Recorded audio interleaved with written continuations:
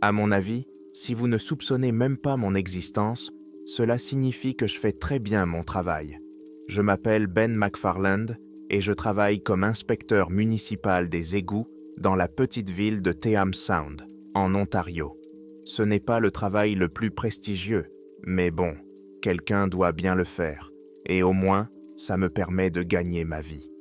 Vous pensez probablement que le travail d'inspecteur des égouts n'est pas très passionnant.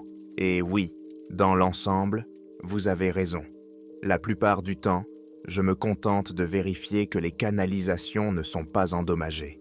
S'il n'y a pas de raison particulière d'enquêter dans un quartier donné, je m'occupe principalement de l'inspection de routine, qui permet de maintenir les égouts en état de fonctionnement. Croyez-moi, personne ne veut devoir ce qui se passe quand ils tombent en panne. Heureusement, une grande partie de mon travail peut être effectuée sans avoir à ramper dans les canalisations. Je peux utiliser une petite caméra d'inspection, mais dans le cas de certaines des canalisations et collecteurs les plus importants, je dois entrer à l'intérieur et tout inspecter moi-même. Ce n'est jamais le meilleur moment de ma journée, mais comme je l'ai déjà dit, quelqu'un doit le faire. Descendre dans de grands tunnels est toujours un peu stressant, en partie à cause de l'atmosphère claustrophobe et en partie parce que vous réalisez que vous vous trouvez en fait dans une rivière de déchets humains, bien réelle. Aujourd'hui, je m'en accommode, mais quand j'ai commencé, l'odeur seule était presque insupportable. Demandez à n'importe quel employé des services sanitaires, et je suis sûr qu'il aura des anecdotes à raconter sur ce qu'il a trouvé dans les égouts. Bon sang, la plupart du temps, ce n'est même pas ce que les gens jettent net dans les toilettes. Ce sont des objets que les gens jettent dans les bouches d'égouts ou que la pluie emporte dans les égouts. On trouve étonnamment souvent des animaux morts ainsi que des jouets d'enfants. Une fois, j'ai trouvé un vélo entier dans les égouts et j'ai un ami qui y a trouvé un pistolet chargé. Quelqu'un a probablement pensé s'en débarrasser en le jetant dans les égouts. Cette personne avait tort, mais parmi toutes les choses étranges que j'ai rencontrées pendant mon travail dans les égouts, rien n'est comparable à ce que je vois dans les tuyaux au sud-est de la ville. Je préfère généralement ne pas parler de ce qui se trouve là-bas, en bas. Bon sang, je ne suis peut-être même pas autorisé à en parler. Je suppose que nous le saurons bientôt, n'est-ce pas? Ce soir, j'ai un peu bu et je me sens particulièrement bavard. Alors, pourquoi ne pas tout dévoiler? Et peut-être que l'un d'entre vous me dira quelque chose que je ne sais pas encore. J'ai travaillé pendant environ 1 an avant d'être envoyé dans la partie sud-est de la ville. C'est plus près du lac, dans le quartier du centre-ville. Donc les canalisations y sont plus profondes. J'ai toujours supposé qu'il y avait une raison pour laquelle seuls certains gens étaient envoyés là-bas. J'avais entendu dire que ces tunnels étaient anciens et ressemblaient à un labyrinthe. Quiconque ne savait pas ce qu'il faisait pouvait très facilement se perdre. Mais après la très forte pluie qui s'est abattue sur nous pendant l'été 2013, ils ont dû envoyer quelqu'un en bas pour vérifier les capteurs. Et je me suis retrouvé à être l'un des gars qui était disponible. Une forte averse peut te mettre le réseau d'égouts à rude épreuve. Il n'y avait donc rien d'étonnant à ce que nous recevions un tel appel. À l'époque, je ne pensais pas qu'il y avait quoi que ce soit d'étrange à cela. Mon chef m'a dit de me rendre à la station de pompage dans le sud-ouest de la ville, comme s'il s'agissait d'une inspection urgente comme les autres, et j'y suis allé sans poser de questions. C'était à quelques rues du centre-ville. J'avais déjà vu ce bâtiment, mais je n'avais jamais eu de raison d'y entrer. À l'époque, je travaillais avec 2 autres nouveaux venus. Un gars nommé Stuart Long, qui travaillait là depuis environ 3 mois, et un autre nommé Thomas, qui avait commencé à peu près en même temps que moi. Nous sommes arrivés à la station de pompage et, en nous approchant, nous avons remarqué qu'une autre équipe nous attendait. Cela n'avait rien d'inhabituel. En fonction de l'ampleur du travail, ils pouvaient envoyer d'autres gars pour nous aider à le faire. Leur chef était un homme âgé qui semblait avoir une 60aine d'années. Il ressemblait au Père Noël en vacances d'été. Cheveux gris, courte barbe blanche, gros ventre de buveur de bière et expression sérieuse. Il nous a regardés descendre de notre camion avec une sévère désapprobation, avant de renifler et de se traîner vers nous. « Où sont les gars habituels ?» demanda-t-il. « Je ne sais pas, ils sont en déplacement. On nous a appelés, » répondis-je. « Oh mon Dieu, avez-vous déjà travaillé dans le canal d'approche sud-est » demanda-t-il. « Oui, nous avons travaillé dans ceux du nord de la ville, » ai-je répondu. « Ce n'est pas ce que j'ai demandé. Mec, avez-vous déjà travaillé dans ce canal ?» La façon dont il a posé cette question m'a semblé un peu étrange. J'avais déjà travaillé dans un canal d'approche. Je savais de quoi il s'agissait. Quelle différence cela faisait-il? Pour les non-initiés, un canal d'approche est un réservoir rempli d'eau usée. Il mène à un tunnel profond qui, à son tour, mène à une station d'épuration, et ils sont considérés comme assez dangereux en raison de leur profondeur. Si vous tombez de l'échelle en descendant, vous risquez une longue chute dans un lac biologiquement dangereux, à moins d'être correctement attaché, sans parler des gaz nocifs qui peuvent s'y accumuler. La procédure de travail standard consiste à toujours vérifier l'air avant d'entrer, simplement pour s'assurer qu'il est sûr de respirer. Faire preuve d'imprudence en descendant dans le canal d'accès est le meilleur moyen de provoquer une catastrophe. Et j'aurais compris que le vieil homme s'inquiète que nous n'ayons jamais été confrontés à une telle situation auparavant. Mais la façon dont il nous parlait suggérait que ce canal était différent, ce qui, à mon avis, n'avait pas beaucoup de sens. « Quelle est la différence ?» demandai-je. « La procédure est la même, n'est-ce pas ?» « Non, la procédure n'est pas la même. Nous avons besoin de personnes ayant déjà travaillé dans ce canal d'accès. Ces tunnels sont légèrement différents de ceux auxquels vous êtes habitués, répondit-il. Écoutez, c'est notre patron qui nous a envoyés ici. Je suis sûr que nous pouvons y arriver, a dit Thomas. Vous pouvez nous montrer ce qu'il faut faire. Le vieil homme ne lui a pas répondu. Il a simplement secoué la tête et s'est détourné.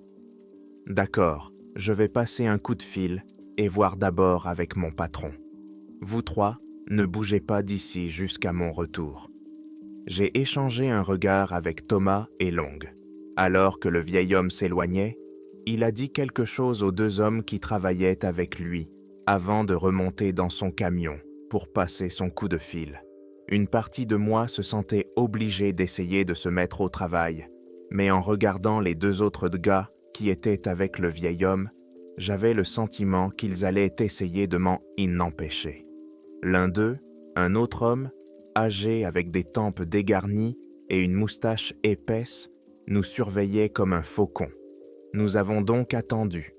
Au bout de quelques minutes, le vieil homme était ressorti du camion, a dit quelque chose à son ami moustachu et s'est traîné vers nous.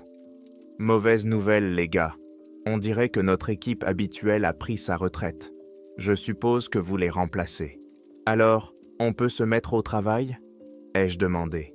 « Oui, vous pouvez vous mettre au travail, » a répondu le vieil homme. « Allez, venez. » Sur ces mots, il s'est retourné et nous a conduits à la station de pompage. Bon, je suppose que je devrais me présenter. Je m'appelle Troy. Mes collègues s'appellent Craig et Peter. Il désigna les deux hommes qui l'accompagnaient. Monsieur Moustache, que je supposais être Craig, et un autre type qui semblait avoir une trentaine d'années, avec des yeux enfoncés, comme s'il n'avait pas dormi depuis plusieurs jours. Celui que je prenais pour Craig nous fit simplement un signe de tête, tandis que celui que je prenais pour Peter nous fit un signe de la main paresseux, avant qu'il ne nous suive dans la salle des pompes. « Alors, si vous le permettez, qu'y a-t-il de si spécial dans ce canal ?» demandai-je. « Je pense que vous allez bientôt le découvrir par vous-même, » répondit Troy en descendant les escaliers. « Les gars que vous remplacez, eh bien, il y avait un gars qui s'appelait Tom. Il avait toujours un ensemble de règles pour travailler ici. Il les a transmises à Craig et moi quand nous avons commencé. Nous les avons transmises à Peter, et je pense qu'il est temps de vous les transmettre à vous aussi. Des règles ? ai-je demandé. Quelles règles ? Celles que tu vas écouter très attentivement, mon garçon. Troy m'a jeté un coup d'œil avant de tourner son regard vers Thomas et Long, derrière moi, très attentivement. Il a descendu les marches restantes jusqu'à la trappe dans le sol en béton sous nos pieds et au grand casier au fond de la pièce. Règle numéro 1, a commencé Troy. Vous n'entrez pas seul dans cette partie des égouts. Vous restez toujours en groupe d'au moins 3 ou 4 personnes. Ni plus, ni moins. Trop, et cela vous ralentira. Trop peu, et vous risquez de ne jamais revenir. Il s'interrompit pour regarder Craig ouvrir légèrement la trappe afin de vérifier l'air à l'intérieur. Vous n'entrez pas dans cette partie des égouts sans armes et sans talkie-walkie. Il ouvrit un casier au fond de la pièce et je fus stupéfait d'y voir une collection de plusieurs pistolets ainsi que des boîtes de munitions et un fusil à pompe parmi les équipements de protection individuelle habituels. Troy accrocha l'un des pistolets à sa ceinture avec l'une des radios avant de passer le kit à Peter et de nous regarder. « Qui prend ça ?» demanda-t-il. « Hé, attends une minute !» intervint Long. « Qu'est-ce qu'il y a là-dessous, bon sang ?» « Je ne sais pas, » répondit Troy. « Je déteste dire ça, mais ce n'est pas notre travail de le savoir. Je laisse ça aux autres. Notre travail, c'est de suivre les règles. Suivez-les et tout ira bien. » Long avait l'air sceptique, mais je regardai le pistolet dans la main de Troy et le pris. Je ne savais pas s'il se moquait de nous ou non, mais j'étais là pour faire le travail et j'avais l'intention de le faire. Troy m'a fait un signe de tête silencieux avant de tendre le deuxième pistolet à Long. Celui-ci n'avait pas l'air ravi. « On va devoir s'en servir ?» a-t-il demandé. « Pas si vous faites ce que je vous dis. Règle numéro 3. Si vous voyez un tuyau ou un tunnel recouvert de toiles d'araignée, n'y entrez pas. Peu importe si c'est là que se trouve le capteur. Vous le notez, vous en informez votre supérieur et vous laissez cet endroit tranquille. » Des toiles d'araignée, pensai-je. Mais de quoi parle-t-il ? Règle numéro 4. Si vous trouvez un corps, et il y a de fortes chances que vous en trouviez un, ne le touchez pas. N'essayez pas de le déplacer. Bon sang, ne vous en approchez même pas. Et ne faites pas perdre de temps à votre supérieur en lui faisant rapport à ce sujet. Vous ne devez faire rapport que lorsque les corps sont humains. Excusez-moi, vous avez trouvé des corps humains là-bas ? ai-je demandé. Rarement, a-t-il répondu, mais ça arrive. Et si on en trouve, les mêmes règles s'appliquent. Ne pas s'approcher, ne pas toucher, rester aussi loin que possible. J'ai vu le visage de Long pâlir. Règle numéro 5. Si vous voyez quelqu'un d'autre en bas, vous n'avez pas le droit d'interagir avec lui. Vous ne le suivez pas. S'il essaie de vous emmener quelque part, s'il vous demande de l'aide, vous ne l'aidez pas. Je m'en fiche, même s'il pleure et vous supplie. Laissez-le tranquille. Vous en faites part à votre supérieur.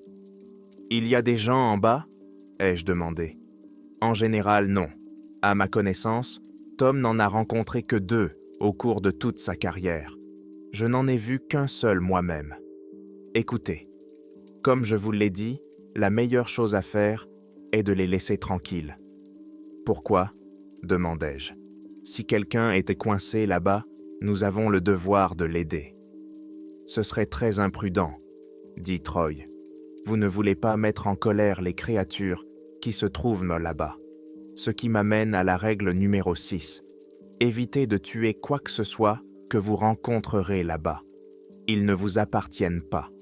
Et si vous n'avez absolument pas le choix, si vous devez enfreindre cette règle pour vous défendre, alors nous partons immédiatement.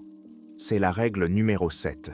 « L'air est pur là-bas, » a dit Craig, interrompant notre conversation. « D'accord, d'accord.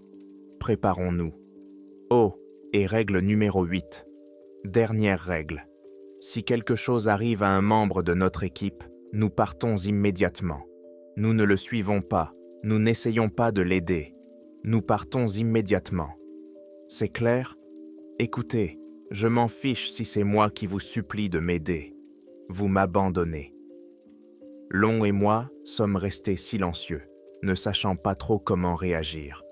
Troy avait décrit la situation comme si nous allions descendre à un autre niveau de l'enfer. Je ne pouvais pas imaginer ce qui pouvait bien se trouver là-bas pour mériter une telle liste de règles, et je n'étais pas tout à fait sûr de vouloir le découvrir. « Alors, vous venez ou pas ?» demanda Troy en enfilant son équipement. « Plus vite on descend, plus vite on remonte. »« Si c'est si dangereux, pourquoi nous envoie-t-il » demanda Long. « Ne devrait-il pas envoyer, je ne sais pas, des flics ou quelqu'un d'autre ? Ils tolèrent dans notre présence là-bas tant que nous ne les dérangeons pas. Ils ne seraient pas aussi indulgents avec la police locale, » répondit le Troy. « Écoute mec, tu obéis aux règles et tout ira bien. Compris? On fait ça depuis des années sans aucun problème. Garde la tête froide, fais ce qu'on te dit et tu rentreras chez toi sain et sauf. D'accord. » Long ne semblait toujours pas convaincu, mais moi oui. À ce moment-là, j'étais pris d'une curiosité insatiable de savoir ce qu'il y avait là-bas, et les assurances de Troy, qui affirmaient qu'ils en étaient déjà sortis indemnes, m'avaient quelque peu rassuré. Ces pommes-règles semblaient effrayantes, mais après tout, qu'est-ce qui pouvait mal tourner si Troy nous tenait en laisse? Tout irait probablement bien. De plus, je n'étais toujours pas tout à fait sûr que tout cela n'était pas une sorte de farce sophistiquée imaginée par ce vieil homme. Je pris un ensemble de pays et me préparai, et après 1 minute d'hésitation, Long fit de même. Une fois prêt, Craig ouvrit la trappe dans le sol et Thomas nous aida à attacher les cordes de sécurité afin que nous ne tombions pas dans l'eau en contrebas si nous glissions dans l'escalier. Puis, nous avons enfin commencé la descente. Troy est parti le premier, descendant l'escalier dans l'obscurité. Je suis passé en deuxième, suivi de Peter, puis de Long. Nous avons descendu le canal d'accès dans un silence relatif, ne reprenant la parole qu'une fois arrivés au bas de l'escalier. Troy m'a aidé à détacher ma corde, avant de faire de même pour Peter et Long, lorsqu'ils ont atteint le bas. Pendant qu'ils faisaient cela, j'ai examiné pour la première fois cet horrible canal d'accès sud-est. Je ne peux pas dire qu'il y avait grand-chose à voir. Les murs étaient carrés et plats, et des eaux usées sales coulaient sur mes bottes et s'écoulaient dans un tuyau qui les emportait encore plus profondément dans le système d'égout. Les capteurs devaient être installés au plafond, et j'ai suivi le faisceau de ma lampe torche le long du câble noir à la recherche du capteur auquel il était relié. Peter et Long sont restés en arrière, pendant que Thomas et Craig descendaient machine aux outils, et Troy s'est approché de moi par derrière. « Ça devrait être rapide », a-t-il remarqué. « La pluie ne semble pas avoir causé beaucoup de dégâts, ici. Le niveau de l'eau est encore assez bas. » J'ai vu le faisceau de sa lampe se déplacer vers le plafond avant qu'il ne repère le capteur. Il a pataugé dans l'eau pour s'en approcher, et je l'ai suivi. « Il n'y a pas de dommages extérieurs ?» ai-je remarqué. La ligne électrique semble également en bon état. « Oui, nous allons effectuer nos tests et partir d'ici », a déclaré Troy. « Le canal d'accès est généralement assez sûr. »« D'habitude ?» ai-je demandé, et Troy a braqué sa lampe torche sur un amas de toiles d'araignée soyeuse qui pendait du plafond à quelques mètres derrière le capteur. « Il ne monte généralement pas ici, mais de temps en temps, on trouve des traces indiquant que des jeunes essaient de s'introduire dans la station de pompage. Je l'ai regardé. »« Ils essaient de s'introduire dans la station de pompage ?» ai-je demandé. « Ils y sont déjà parvenus ? Je n'en ai jamais entendu parler. Je ne peux pas imaginer qu'ils restent de là longtemps, même s'ils y parviennent. Il n'y a rien à manger là-bas. »« Mais qu'est-ce que c'est que ces créatures ?» ai-je demandé. « Et ne me dites pas que nous n'avons pas le droit de le savoir. Vous les avez vues, n'est-ce pas? À quoi ressemblent-elles? Troy avait déjà commencé à répondre quand j'ai entendu Long crier et jurer comme un charretier. Nous nous sommes tous les deux retournés juste à temps pour voir quelque chose de gros grimper le long du mur derrière lui. Je n'ai eu qu'un bref aperçu, mais cela semblait être de la taille d'un chien, avec plus de pattes que je ne pouvais en compter. Long le fixait, les yeux écarquillés et terrifiés, cherchant son étui avant d'en sortir son pistolet. J'ai vu les yeux de Troy s'écarquiller avant que Long ne tire 5 fois. Seules 1 ou 2 balles ont réellement atteint leur cible. J'ai entendu Peter crier de douleur et se saisir le bras avant de s'effondrer. Et ce que Long avait réellement touché s'est écroulé dans l'eau peu profonde, son corps pâle tremblant violemment. « Qu'est-ce que tu viens de faire ?» a demandé Troy en courant vers Peter. « Il venait vers moi !» protesta Long avant de remarquer ce qu'il avait fait à Peter. Je vis ses yeux s'écarquiller d'horreur. « Oh non, non, non, je n'ai pas. » Règle numéro 6. Tu ne tues mis rien ici en bas. Tu les laisses tranquilles, et ils te laissent pas tranquille, rugit Troy avant de reporter son attention sur Peter. C'est grave? C'est juste une égratignure, patron. Je pense que j'ai été touché par un ricochet, dit Peter pendant que Troy examinait sa blessure. Je n'avais jamais vu de blessure par balle auparavant, mais il y avait beaucoup trop de sang pour qu'il s'agisse d'une simple égratignure. On va te remonter, dit Troy, et on reviendra demain avec quelqu'un qui sait suivre les règles. Il lança un regard noir à Long avant que sa radio ne se mette à grésiller. « Troy, tout va bien là-bas » demanda Craig. « Non, non, ça ne va pas. L'un des nouveaux a paniqué et a tiré sur un centipède. » Il ricana. « Il a touché Peter au passage. Tu penses pouvoir le sortir de là ?»« Oui, bien sûr. Attache-le. Thomas et moi allons le remonter. » Troy attacha Peter au câble, en silence avant de l'aider à grimper à l'échelle. « Vas-y doucement, nous devons vérifier ça, d'accord ?»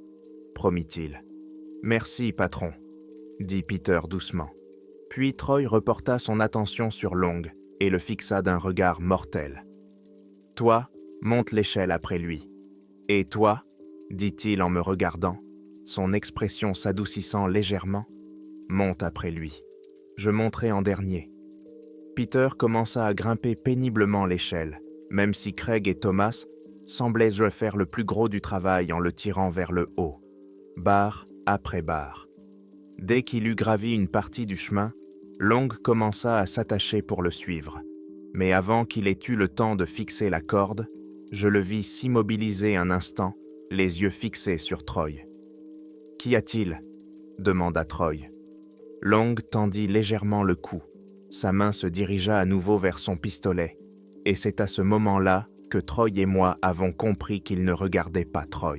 Il regardait ce qui se trouvait derrière lui. Je ne voyais qu'une ombre tapie sur la voûte du tunnel, mais cela suffit pour que Long recommence à tirer. « N'osez pas !» cria Troy. Mais avant même qu'il ait défini sa phrase, ce fou furieux avait déjà tiré à nouveau. Et cette fois, la créature qui s'était jetée sur lui ne tomba pas raide morte. Au lieu de cela, elle rebondit sur le plafond du tunnel et s'écrasa au sol à quelques 2 mètres de moi. « Arrête !»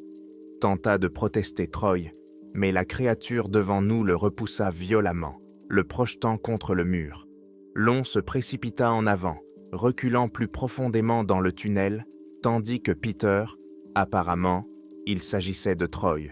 Ou bien l'auteur s'est trompé, mais je traduis comme dans le texte, essayait désespérément de sortir son pistolet.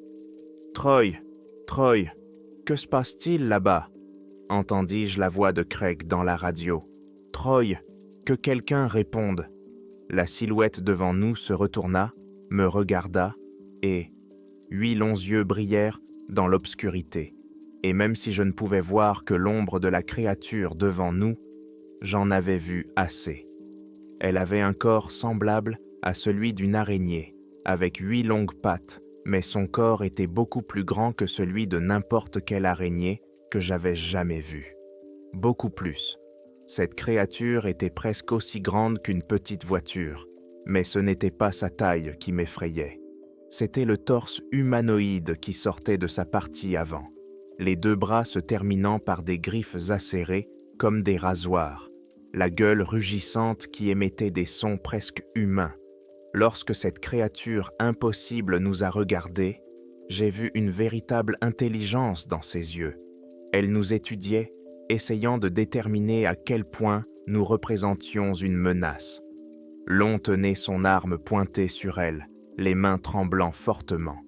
Je savais qu'il allait tirer à nouveau et, espérant ne pas énerver cette créature, je lui ai saisi le bras pour essayer de baisser son arme. Il a sursauté au moment où je l'ai touché et m'a lancé un regard hystérique. « Non !» ai-je crié. « Tu vas juste la rendre folle !» L'araignée fit un pas vers nous en sifflant. Long se dégagea de moi. J'essayais de crier son nom, mais Long avait déjà fait son choix, et cela scella son destin. Il décida d'affronter cette créature, et, comme un idiot, il tira à nouveau sur elle. La créature se jeta sur nous. Je me mis à courir. Long, non. Il eut juste le temps de crier avant que la créature ne se jette sur lui. Puis, tout ce que j'entendis, ce furent les râles d'agonie dans sa gorge, alors qu'elle le déchiquetait. Je ne l'ai pas vu mourir, mais je n'avais pas besoin de le voir. J'ai tout entendu. J'ai continué à courir sans même penser à l'endroit où le canal d'accès se terminerait. Et quand il s'est terminé, tout ce que j'ai pu faire, c'est m'effondrer dans l'obscurité. Vous voyez, au bout du canal d'accès se trouve ce qu'on appelle très justement un puits de déversement. C'est l'endroit où l'eau s'écoule dans un tunnel plus grand sous la ville. Ce tunnel se jette dans une station d'épuration et l'eau là-bas, disons simplement que vous ne voudriez vraiment pas vous retrouver dans cette eau. Et malheureusement, c'est là que je me dirigeais. Je sais que tout travail a ses difficultés, mais je ne m'attendais pas à devoir choisir entre plonger dans les égouts et combattre une araignée géante monstrueuse. Cependant, lorsque je me suis réveillé ce matin-là, j'ai dû faire ce choix et j'ai fait tout ce que j'ai pu, compte tenu des circonstances. Plonger dans les égouts était aussi désagréable que vous pouvez l'imaginer. Je ne vais pas vous donner de détails, simplement parce que je ne veux vraiment pas m'en souvenir. Et je ne suis toujours pas tout à fait sûr que m'occuper de cette araignée géante et maléfique n'aurait pas été le meilleur choix. Ma seule petite consolation était que la douleur de l'impact avec l'eau, combinée à la sensation désorientante d'être emporté dans un tuyau encore plus grand, rendait toute cette expérience un peu moins répugnante, mais plus douloureuse. À la fin de ce trajet, j'ai été emporté dans le collecteur principal et je me suis effondré dans l'eau, couvert de boue et toussant désespérément à cause de l'odeur qui semblait m'imprégner de part en part. J'étais complètement désorienté et confus. J'ai essayé de me relever, mais je suis immédiatement retombé dans les eaux usées, après quoi j'ai commencé à regarder autour de moi, sans but, dans l'espoir de comprendre dans quelle direction aller. Il faisait trop sombre pour voir quoi que ce soit, et j'avais perdu ma lampe de poche pendant mon voyage dans les tuyaux. Alors je n'avais d'autre choix que d'avancer sans but, en suivant ce qui me semblait être le courant de l'eau. Pendant que mes yeux s'habituaient lentement à l'obscurité, j'ai commencé à sentir des objets dans l'eau. J'ai failli trébucher sur certains d'entre eux, et l'odeur des déchets humains se mêlait à celle de la viande en décomposition. Dans l'obscurité, je pouvais vaguement distinguer des formes dans l'eau et j'entendais le bourdonnement des insectes autour de moi. J'en ai même senti plusieurs passer près de ma tête et je les ai chassés machinalement d'un geste de la main. De vieux os craquaient sous mes chaussures et j'ai remercié en silence n'importe quel dieu qui pouvait m'entendre de ne pas voir à qui ils appartenaient. J'avais envie de croire que c'étaient des os d'animaux, mais qui sait, n'était-ce pas? Je ne pouvais me défaire de l'image mentale de moi-même en train de marcher, sans le savoir, sur le cadavre déchiqueté de Stuart Long. mais c'était plutôt dû au traumatisme causé par le spectacle récent de la mort d'un homme qu'à un sentiment de culpabilité pour ce qui lui était arrivé. Lon s'était littéralement détruit lui-même. Cependant, j'étais terrifié à l'idée de pouvoir le rejoindre à tout moment. Je continuais à tendre l'oreille, m'attendant à moitié à entendre des pattes d'araignée se faufiler derrière moi. Mais dans cette obscurité, il était impossible de savoir si j'étais seul ou non. Et avec ces insectes qui bourdonnaient autour de moi, si quelque chose me poursuivait, je ne le saurais qu'après qu'il m'ait attaqué. Et pourtant, je savais que je ne pouvais pas laisser la peur prendre le dessus. J'ai donc continué à marcher, en espérant que peut-être, si je continuais, j'arriverais d'une manière ou d'une autre à la station d'épuration, et que peut-être là-bas, on m'aiderait. Peut-être. En continuant mon chemin, j'ai remarqué une lumière devant moi, et j'ai accéléré le pas, priant Dieu de m'aider à enfin trouver une issue à ce cauchemar.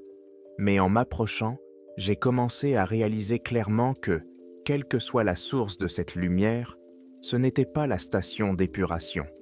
En fait, je n'étais pas tout à fait sûr de ce que c'était. Ma première pensée fut qu'il s'agissait d'un Girberg, nom donné à la masse solide de déchets formée par un mélange infernal de lingettes humides, de graisse, d'huile et de toutes sortes d'autres déchets que les gens ont l'habitude de jeter dans les toilettes. Mais plus je regardais, moins j'en étais sûr. Les Korkgräsberg ne comportent généralement pas de lampes intégrées. Les Gamgräsberg ne sont généralement pas recouvertes d'une épaisse toile d'araignée. Et les Gamgräsberg ne mènent généralement pas à un tunnel séparé, assez grand pour qu'un homme puisse y entrer, qui s'enfonce dans le sol. Ah, oui.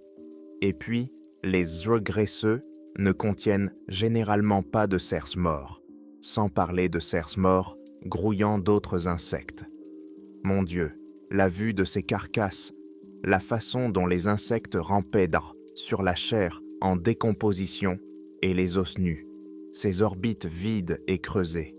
C'était presque impossible à regarder, et je jure que je pouvais voir quelque chose à l'intérieur des cadavres. Une sorte de rayon, et les insectes qui rampaient autour ressemblaient à des abeilles. Est-ce que quelqu'un élevait des abeilles parmi ces créatures? Je me suis souvenu des règles de Troy. Règle numéro 4. Si vous trouvez un corps, et il y a de fortes chances que vous en trouviez un, ne le touchez pas. N'essayez pas de le déplacer. Bon sang, ne vous en approchez même pas. Et ne faites pas perdre de temps à votre supérieur en lui faisant rapport à ce sujet. Ne faites rapport que lorsque les cadavres sont humains. Soudain, cette règle prit tout son sens. Si ces créatures arachnéennes élevaient quelque chose dans ces cadavres, il valait mieux ne pas les toucher. Et si elles élevaient dans leur nourriture directement dans les égouts, je me figeais, scrutant le tunnel à côté des cadavres. Des lampes linternes l'éclairaient, s'enfonçant profondément dans la terre, et je pouvais voir plusieurs mille pattes pâles, très semblables à la créature que Long avait abattue, nous entraînant dans tout cela. Ces créatures devaient aussi appartenir aux araignées, même s'il était difficile de dire si elles étaient une sorte de chiens de garde, ou si c'était autre chose que les araignées élevaient. Je fis un pas en arrière avant de me retourner pour m'assurer que j'étais seul, et c'est à ce moment-là que j'entendis un léger bruissement. Je me suis figé, sentant un frisson me parcourir alors que je prenais conscience de l'inévitabilité de ma propre mort. Je me suis retourné lentement, juste à temps pour voir une silhouette sombre descendre du plafond. Une nouvelle paire d'yeux m'a fixé, se plissant pour m'examiner. J'ai levé les mains, espérant qu'il comprendrait peut-être ce geste de capitulation, et il a lentement commencé à s'approcher. Je ne savais pas s'il était curieux ou s'il allait me tuer, mais à ce moment-là, je pense que cela n'avait plus d'importance. J'aimerais pouvoir dire que j'ai affronté la mort avec dignité, mais pour être honnête, ce n'est pas le cas. Je suis resté assis là, priant n'importe quel dieu susceptible de m'entendre de ne pas me tuer. C'est alors que j'ai entendu une voix. « Laisse-le, il est avec moi. » Troy. J'ai vu une silhouette sortir du tunnel dans le mur et, contre toute logique, c'était Troy. Il avait une grosse bosse sur la tête, mais il était vivant. Il s'est placé entre moi et la créature arachnéenne, les bras écartés. « Avec moi », a-t-il répété fermement. L'araignée l'a regardé de haut avant de renifler et de se détourner. Je l'ai regardé disparaître dans le tunnel le plus proche, tandis que Troy les suivait du regard avant de se tourner vers moi. « Bon sang, mec, je suis choqué que tu sois encore en vie. Qu'est-ce qui vient de se passer ?» C'est tout ce que j'arrivais à balbutier. « Tu peux leur parler.